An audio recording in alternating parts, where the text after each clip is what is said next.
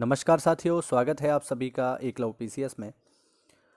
और पहली बार भारत के इतिहास में किसी महिला को फांसी की सज़ा सुनाई गई है।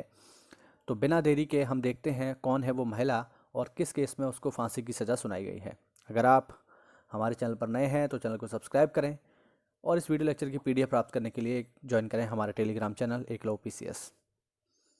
तो विद्यार्थियों, उत्तर प्रदेश के अमरोहा जिले की शबनम ने 2008 में अपने प्रेमी के साथ मिलकर अपने परिवार के सदस्यों की नृशंस हत्या कर दी। कुल्हाड़ी से उन सबका गला काट दिया और उसके बाद उसको गिरफ्तार कर लिया गया। गिरफ्तारी के बाद उस पर केस चला और केस में जो डिस्ट्रिक्ट कोर्ट होता है, डिस्ट्रिक्ट एंड जो सेशन कोर्ट होता है, उस सेशन कोर्ट ने उस महिला को, शबनम नाम की महिला को फांसी की सज़ा सुनाई, जिसको बाद में इलाहाबाद हाई कोर्ट में पिटीशन डाली गई और इलाहाबाद हाई कोर्ट ने इस सज़ा को बरकरार रखा। यहाँ से हमारे एग्ज़ाम के लिए क्या ज़रूरी है हम जान लेते हैं। यहाँ से हमारे लिए एग्ज़ाम के लिए जो ज़रूरी चीज़ है वो तो पहला यही है कि पहली बार किसी महिला को फांसी की सज़ा सुनाई गई है, तो ये नाम इंपॉर्टेंट हो जाता है। शबनम नाम की महिला है, इसका नाम याद रखिएगा। दूसरा एग्ज़ाम के लिए हमारे लिए क्या इंपॉर्टेंट है, तो दूसरा इंपॉर्टेंट चीज़ ये है कि इससे हमें ये भी पता चलता है कि डिस्ट्रिक्ट एंड सेशन कोर्ट जो है वो फांसी की सज़ा दे सकता है। ठीक है, वैसे तो संविधान में इसका बाकायदा प्रावधान दिया हुआ है, लेकिन जिन लोगों को नहीं पता है उन लोगों को मैं बता दूं कि डिस्ट्रिक्ट कोर्ट भी फांसी की सज़ा दे सकता है, लेकिन डिस्ट्रिक्ट कोर्ट जो फांसी की सज़ा देता है उस फांसी की सज़ा का हाई कोर्ट के द्वारा अनुमोदन आवश्यक है, जो इस केस में हमें देखने को मिला है।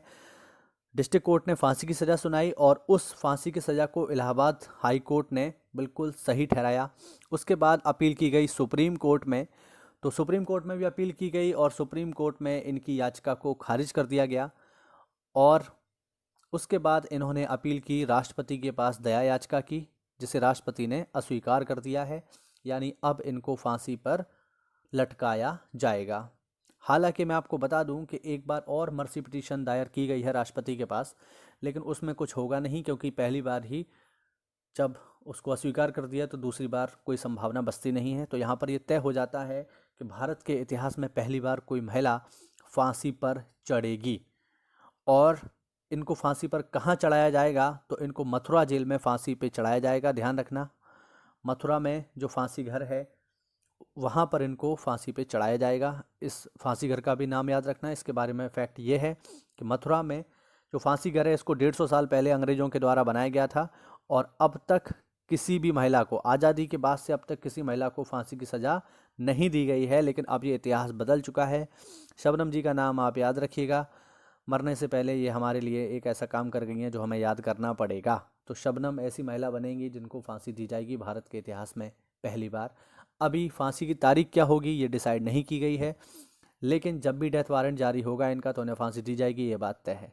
तो एग्ज़ाम पॉइंट ऑफ व्यू से इनका नाम इंपॉर्टेंट है। इसके अलावा डिस्ट्रिक्ट कोर्ट भी फांसी की सज़ा सुना सकता है, ये इंपॉर्टेंट फैक्ट आप यहाँ से याद रखिएगा। तो इस वीडियो लेक्चर में इतना ही। जय हिंद, जय भारत।